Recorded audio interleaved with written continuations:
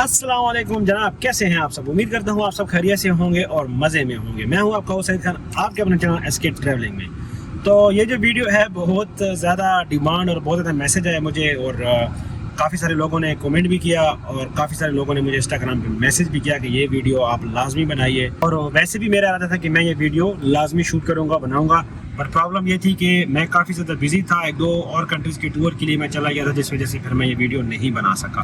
But to be very honest, मेरा फिर इरादा बीच में मैंने कहा छोड़ो, फिर नहीं बनाते। लेकिन काफ़ी लोगों ने कमेंट किया, इंस्टाग्राम पे मुझे मैसेज आए काफ़ी सारे लोगों के। मैंने कहा चलो फिर अब तो फिर बनानी पड़ती है। तो ये जो वीडियो है ये है जनाब साउथ एशिया का जो मैंने ट्रिप लगाया, ये उस 5 कंट्रीज़ का जितना मेरा खर्चा हुआ, ये उस मेरे ट्रिप के बारे में है।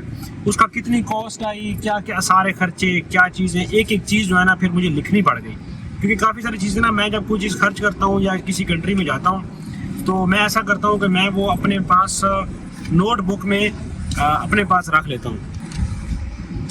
ये बाहर हेलीकॉप्टर घूम रहे हैं, मैं इस वक्त पाम एटलांटिस में हूँ, ठीक है। और पाम के पास हेलीकॉप्टर जो है ना हर 10 मिनट बाद उड़ते रहते हैं। यहाँ पे 712 दिरहम का टिकट है, अगर किसी ने फ्लाई करना है तो कर सकते हैं भाई, ठीक है। मैं आया था यहाँ पे वैसे वीडियो की शूटिंग के लिए आया था, किसी अच्छी लोकेशन पे ये शूट करूँगा। बट प्रॉब्लम ये हो गई कि यार यहाँ पे जो है ना हवा बहुत तेज़ है, बहुत विंडी है बाहर, तो यार कॉल आ गई। एक सेकंड। इस वीडियो में मैं आपको बताऊंगा कि थाईलैंड में टोटल मेरा कितना खर्चा हुआ। Thailand, Cambodia, Vietnam, Indonesia, Malaysia and again Thailand, इस सारे ट्रिप में मेरा कितना खर्चा हुआ, इस वीडियो में सारा कुछ आपको बताऊंगा, ठीक है।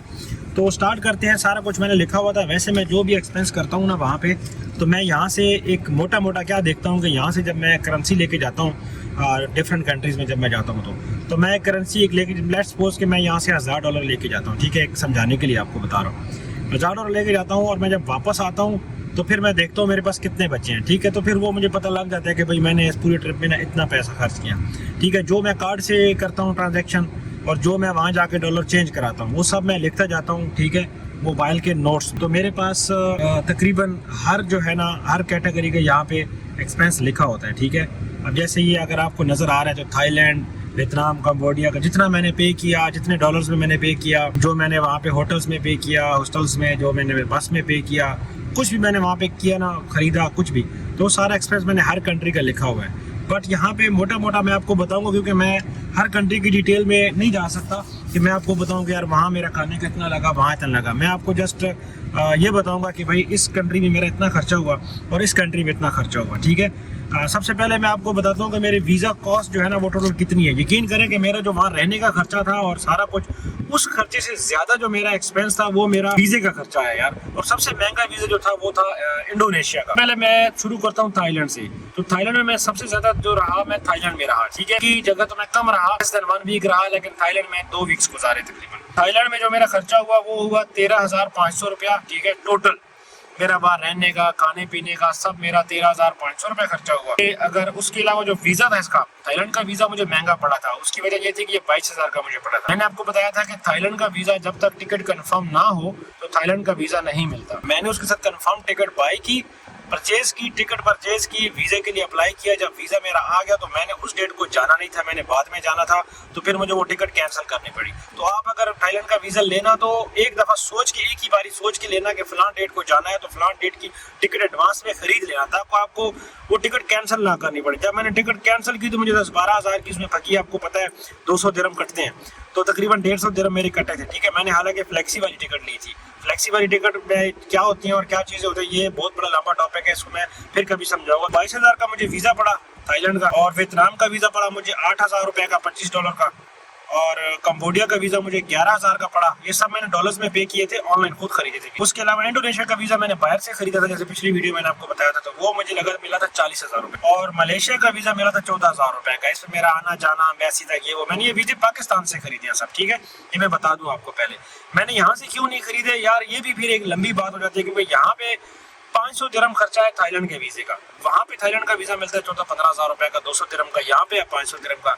तो मैं इसलिए यहाँ से पाकिस्तान चला गया था। दूसरा, यहाँ पे ई पासपोर्ट नहीं मिलता, यहाँ दुबई में पासपोर्ट रिन्यू कराएंगे तो ई पासपोर्ट नहीं मिलेगा आपको सिंपल पासपोर्ट मिलेगा। तो मुझे ई पासपोर्ट 10 साल के पासपोर्ट का मैंने देखा तो यहाँ 470 दिरहम मांग रहे थे 10 साल वाले पासपोर्ट का। मैंने सोचा यार पासपोर्ट भी सिंपल होगा और 10 साल का भी होगा और आने का भी कोई पता नहीं है कितने दिनों में आएगा। तो मैं इसलिए पाकिस्तान चला गया। वहाँ मेरा 24,000 लगा, ऑलमोस्ट 300 दिरहम लगा, जहाँ 470 दिरहम लग रहा था। 150 दिरहम मुझे यहाँ से सेव हो गया, 300 दिरहम मुझे वीजों में सेव हो गया। तो मेरे टिकट के पैसे बाहर से आ गए, इसलिए मैं पाकिस्तान चला गया। खैर बहरहाल ये ऑफ दी टॉपिक जा रहे हैं हम। तो सारे वीजों का जो कॉस्ट है, वीजों की कॉस्ट, तो ये सारी जब 22,000, 8,000, 11,000, 40,000, 14,000 ये सारे वीजों की कॉस्ट मिलाते हैं तो ये बनती है 95,000, ऑलमोस्ट 1 लाख रुपया भाई सिर्फ वीजों का लगा है 5 कंट्रीज का। उसके अलावा मेरा जो थाईलैंड में खर्चा हुआ जनाब वो हुआ 13,500 रुपया, टोटल रहना खाना पीना सब, ठीक है, 2 वीक्स का। वियतनाम में खर्चा हुआ 11,500 रुपया, कंबोडिया में खर्चा हुआ 11,500 रुपया, इंडोनेशिया में खर्चा हुआ 9,700 रुपया और मलेशिया में खर्चा हुआ 13,800 रुपया। ये सारा जब मैं कैलकुलेशन करके जमा करता हूँ तो ये बनता है 60,000 रुपया। तो मेरा सब यानी इतने कंट्रीज में 25 दिन गुजारने का मेरा लगा है 60,000 रुपया और जो मैंने वीजों का पे किया वो मैंने पे किया 95,000 रुपया। तो 60,000 और 95,000 35,000 का मुझे एक्स्ट्रा वीजा कॉस्ट देनी पड़ रही है, जो कि यूरोपियन लोगों को दूसरे लोगों को देने नहीं पड़ते। जैसे इंडियंस के लिए थाईलैंड का वीजा फ्री था, पे करना पड़ा, यानी कि वहाँ पे रहने करने का इतना खर्चा नहीं है। और जब आपको खर्चा 60,000 बता रहा हूँ ना, इसमें लोकल बसें भी शामिल है भाई। इसमें लोकल बसें जो मैं एक बॉर्डर से दूसरे बॉर्डर तक गया हूँ, जितना मैंने लोकल ट्रेवल किया है, खाना पीना मेरा रहना सब शामिल है इसमें। वो मैं जो ट्रेनें मैंने ली है वो भी इसमें शामिल है। इसमें मोटा मोटा मैं आपको बताता हूँ 60,000 मेरा ये खर्चा हुआ, 95,000 मेरा वो खर्चा हुआ। फिर मैं आपको बताता हूँ टिकट का जो मेरा आने जाने का खर्चा हुआ, 1629 दिरहम की मुझे टिकट पड़ गई थी। ये 2800 से नीचे की टिकट नहीं मिल रही थी। फिर मैंने यहाँ से जाने की अलग टिकट खरीदी, वहां जाके फिर मैंने सर्च करता रहता था डेली, तो मुझे एक सस्ती टिकट मिल गई थी। दोनों मिला के मुझे 1629 दिरहम की मुझे टिकट मिल गई, जो पाकिस्तानी मैं 76 के हिसाब से लगा रहा हूँ दिरहम की प्राइस, तो 1,23,000 रुपया बना। और जो मेरी इंडोनेशिया की टिकट थी वो बहुत मैंने पहले खरीद ली थी, हालांकि वो फिर भी मुझे बड़ी महंगी मिली, 381 दिरहम, 30,000 रुपए की वो टिकट थी। और 190 दिरहम की टिकट थी जो मेरी जकार्ता से थी कुआलालंपुर की, क्योंकि वो बीच में पानी आ जाता है ना, वियतनाम जाके वियतनाम से आगे पानी है, तो आप या तो शिप में जाएंगे या बाई एयर जाएंगे इंडोनेशिया। तो मैं इंडोनेशिया गया बाई एयर, फिर इंडोनेशिया से बाई एयर फिर आपको आना पड़ेगा मलेशिया की तरफ, या आपको फेरी या क्रूज में आना पड़ेगा। तो फिर मैं वहां से फिर उधर आ गया। तो ये सारे जो दिरहम में पैसे मिले हैं तो सारे बनते हैं जनाब 2200 दिरहम, 2200 दिरहम। और अगर पाकिस्तानी रुपयों में बात करें तो ये बनता है 1,66,000 रुपया। मेरी टोटल जो टिकटें लगी हैं 1,66,000 की टिकटें लगी हैं सारी, जिसमें दुबई से जाना, थाईलैंड से सब ये मतलब वहां से फिर इंडोनेशिया से फिर मलेशिया से दोबारा थाईलैंड में आया, वो ट्रेन की टिकट वो थाईलैंड के खर्चे में शामिल है, ठीक है। तो ये सब इसमें शामिल है। और इसमें 1000 बात का मैंने एक वीजा भी खरीदा था। अब ये सारा कॉस्टिंग है इसकी। तो टोटल जो ये सारा कुछ मैं जब मिलाता हूँ ना, 60,000 रहना खाना पीना होटलिंग सब 60,000, वीज़ा की कॉस्ट 95,000, ठीक है, एंड टिकटिंग कॉस्ट 1,66,000, तो सारा मिलाता हूँ तो ये बनता है जनाब 3,21,000, ठीक है। तो 3,21,000 रुपया मेरा टोटल खर्चा हुआ है। और अगर दिरहम में बनाते हैं 76 के हिसाब से मैं दिरहम की कीमत अगर लगाऊं तो ये बन रहे हैं जनाब 4,200 दिरहम, ठीक है। मुझे इंडोनेशिया की टिकट महंगी मिली थी क्योंकि उस वक्त मिल नहीं रही थी। प्लस में बनाए तो $1,150, यानी 5 कंट्रीज $1,150। तो अगर फी कंट्री का हिसाब हम लगाएं तो ऑलमोस्ट 1,150 भी हम लगाएं तो $220 समथिंग एक कंट्री का खर्चा आ रहा है। तो यानी कि अगर ये 3,20,000 का खर्चा लगा रहे हैं तो आप 5 कंट्री के हिसाब से लगा लें तो 50,000 रुपया 55,000 रुपया फी कंट्री खर्चा आ रहा है। इसमें यह है कि मेरा एक टिकट ज़ाया भी हुआ था, जो मैंने आपको बताया था, जब उन्होंने मुझे ऑफलोड कर लिया था 82,000 रुपये का टिकट था मेरा, वो भी इसमें शामिल करें अगर तो फिर 4 लाख रुपया बना। जनाब ये सब खर्चा हुआ मेरा, तो सारा यानी कि 3,21,000 रुपया और 4 लाख रुपया खर्चा हुआ। और उस सिर्फ मैं क्या बोलूँ उस बंदे की वजह से मेरे टोटल मेरा 8 कंट्री का टूर था, ठीक है। और सेम पैसों में मेरा 8 कंट्री का टूर हो जाना था, थोड़े से पैसे ज़्यादा शायद लग जाते। उसमें श्रीलंका था, मालदीव था, उसमें सिंगापुर भी शामिल था, ठीक है। बट मुझे फिर यहाँ से जाना पड़ा और सिंगापुर से फ्लाइटें आने जाने की बहुत महंगी थी, तो मैंने सिंगापुर स्किप कर दिया और वीज़ा भी फिर अप्लाई नहीं किया, ठीक है। अभी इंशाल्लाह जो है ना श्रीलंका, उसके अलावा मालदीव, नेपाल और बांग्लादेश, ये 4 कंट्रीज के टूर के मैं बना रहा हूँ। लेकिन यार यहाँ की टिकटें बड़ी महंगी आ रही हैं, स्केड्यूल में नहीं आ रही हैं।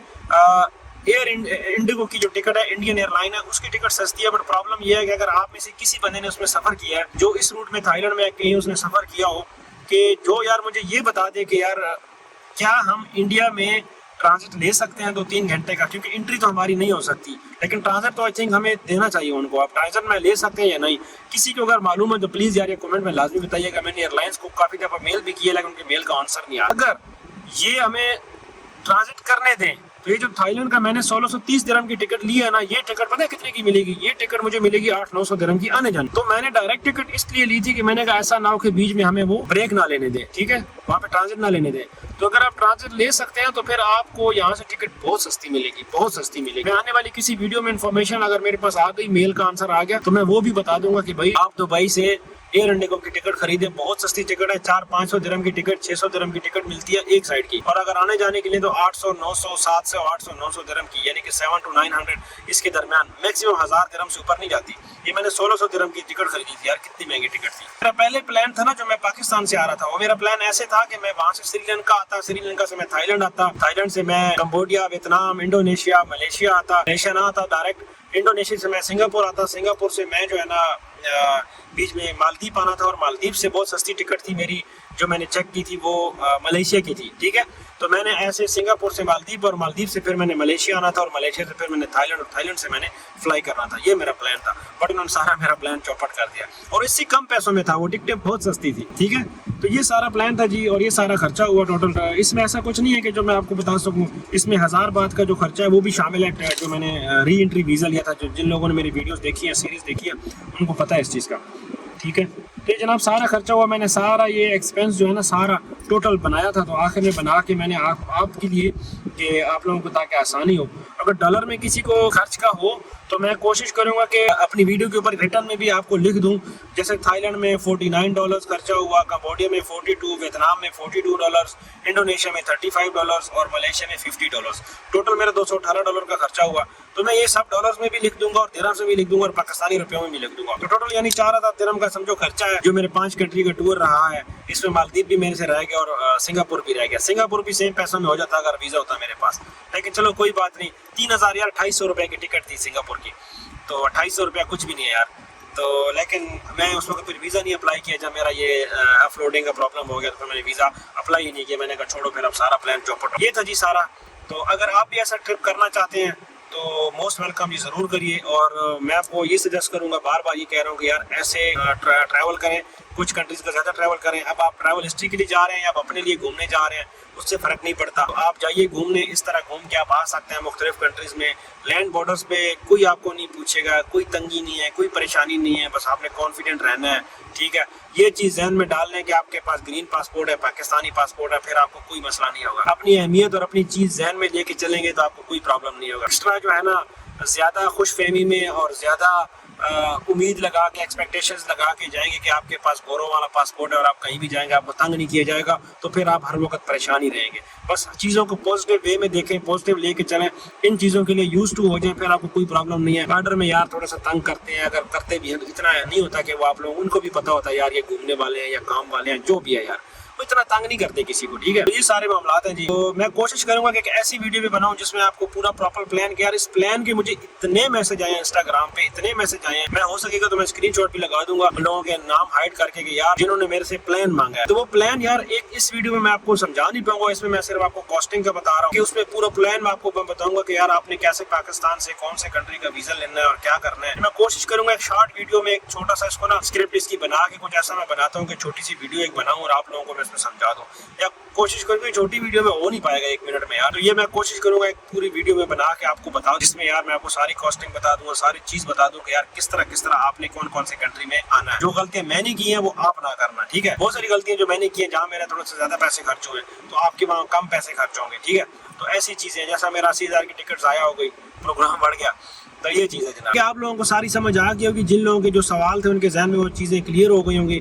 बट इन केस अगर आपको कोई और सवाल है जो शायद मैं, हालांकि सारे पॉइंट लिख रखे हैं, आज मैं काफ़ी साथ लेके बैठा हूँ, तो अगर किसी के कोई सवाल है, कोई चीज़ रह गई है तो यार कमेंट में बता देना, या मैं कोशिश करूँगा कमेंट में उसका आंसर कर दूँ, नहीं तो इंस्टाग्राम है SK ट्रैवलिंग के नाम से, वहाँ पे मुझे बता देना, तो वहाँ पे भी जो है ना मैं आपको आंसर कर दूंगा, ठीक है। और बहुत से लोग यार इंस्टाग्राम पे डायरेक्ट कॉल कर देते हैं, और वो यार इंस्टाग्राम में यहाँ पे दुबई में मेरा काम है और मामलात है, मैं दूसरे चैनल पे वीडियो भी नहीं बना पा रहा अपने बिजी शेड्यूल की वजह से, तो ये मसला है। तो अगर मैं कुछ मेरा आंसर कुछ लेट आए तो प्लीज़ उसके लिए माजरत एडवांस में। तो ये चीज़ें हैं जनाब। इंस्टाग्राम पे फॉलो कर सकते हैं, फेसबुक है वहाँ पे भी मैं वीडियो अपलोड करता हूँ, प्लीज़ वहाँ पे भी फॉलो कर सकते हैं आप, ठीक है। उसके अलावा टिकटॉक है, वहाँ पे भी वीडियो मैं कोशिश करूँगा। बहुत से दोस्त मुझे कहते हैं यार आप जो है ना इंस्टाग्राम पे, बहुत सारे मेरे सब्सक्राइबर्स हैं जिन्होंने मुझे सजेस्ट किया कि यार आप जो है ना इंस्टाग्राम की रील्स बनाएं, यूट्यूब के ऊपर रील्स बनाएं, इसका थोड़ा सा ज़्यादा आजकल शॉर्ट वीडियो का चल रहा है, आपके सब्सक्राइबर बढ़ेंगे, आपके व्यूज़ बढ़ेंगे।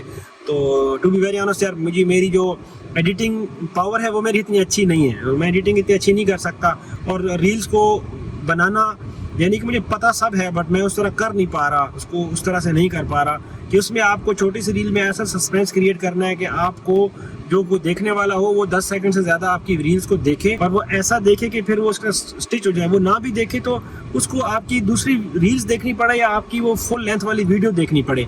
इस तरह का सस्पेंस उस रील्स में क्रिएट करना चाहिए, और उसमें थोड़ा सा इंटरेस्टिंग फैक्टर भी डालना चाहिए। तो इसके ऊपर मैं सीख रहा हूँ, मैं कोशिश कर रहा हूँ, इंशाल्लाह इम्प्रूवमेंट आएगी इंशाल्लाह, क्योंकि मैं खुद पुरानी वीडियो अपनी देखता हूँ तो मुझे लगता है कि थोड़ी बड़ी इंप्रूवमेंट तो आई है। तो इंशाल्लाह मजीद मैं कोशिश कर रहा हूँ अपने आप को उस तरह ढालने की जिस तरह लोग चाहते हैं, तो उस पर टाइम लगेगा थोड़ा सा, प्लीज़ मेरा साथ दीजिए। और अब तक मैं 17 कंट्रीज़ घूम चुका हूँ अल्हम्दुलिल्लाह। तो मजीद प्रोग्राम है, अब नेक्स्ट एक और कंट्रीज़ का 2-3 जगह के मैंने वीडियोस डाले हुए हैं। अगर आपने मेरी पिछली वीडियोस देखी है, मैंने आपको बताया था कि मैंने 3 कॉन्टिनेंट्स की वीज़ा डाले हुए हैं। अब देखो जिसका वीज़ा पहले आ गया तो वहाँ की आपको इस ट्रैवल जो है ना पहले आपकी वीडियो आना शुरू हो जाएगी इंशाल्लाह। कीप ट्रैवलिंग जनाब, keep watching my videos, and still जिन लोगों ने सब्सक्राइब कर रखा है उनका दिल से शुक्रिया। अपना ख्याल रखिए, अल्लाह हाफ़िज़।